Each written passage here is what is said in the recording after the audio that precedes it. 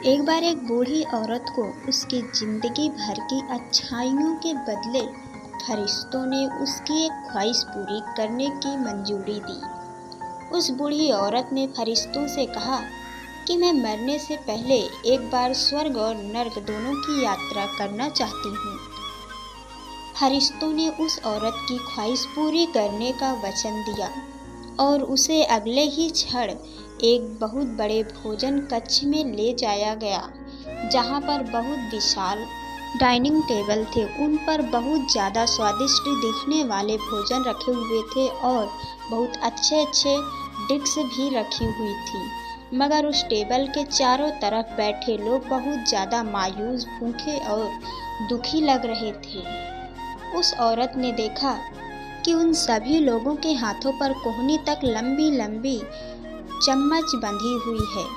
वो लोग जब भी उस चम्मच से खाना उठाकर अपने मुंह तक ले जाने का प्रयास करते तो उनकी कोहनी मूंड नहीं पत्ती और खाना उनके मुंह तक कभी पहुंच ही नहीं पाता। बूढ़ी औरत ने फरिश्तों से पूछा, क्या ये नर्क है? फरिश्तों ने कहा, हाँ।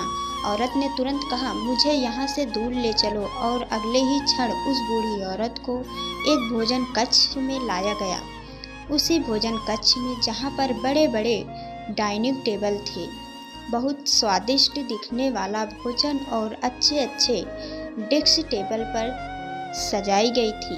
मगर इस बार डाइनिंग टेबल के चारों तरफ बैठे लोग खुश थे, हंस रहे थे और उनके चेहरे पर संतुष्टि थी। बूढ़ी औरत ने फरिश्तों से कहा, ये तो वही भोजन कक्ष है, वही भोजन है, वही डिश है, मगर फर्क इतना है कि यहाँ के लोग खुश दिख रहे हैं। ऐसा क्यों है?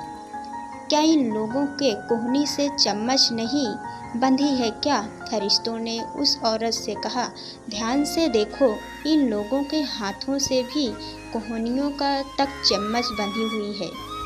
फर्क सिर्फ इतना है कि इन लोगों ने एक दूसरे को खाना खिलाना सीख लिया है। दोस्तों, इस छोटी सी कहानी की तरह ही हम चाहे तो हमारे जीवन में इसी पृथ्वी पर ही स्वर्ग या नर्क दोनों का अनुभव कर सकते हैं। अगर हमें स्वर्ग का अनुभव करना है तो हमें पहले दूसरों के बारे में सोचना होगा, दूसरों को खिलाना होगा, दूसरों की मदद करनी होगी। चॉइस हमारी है, हम चाहे तो हमारी ज़िंदगी को स्वर्ग जैसा या नर्क जैसा बना सकते हैं। कहानी अच्छी लगी हो तो लाइक कीजिए। इस कहानी को शेयर करके आप हमें सपोर्ट कर सकते हैं।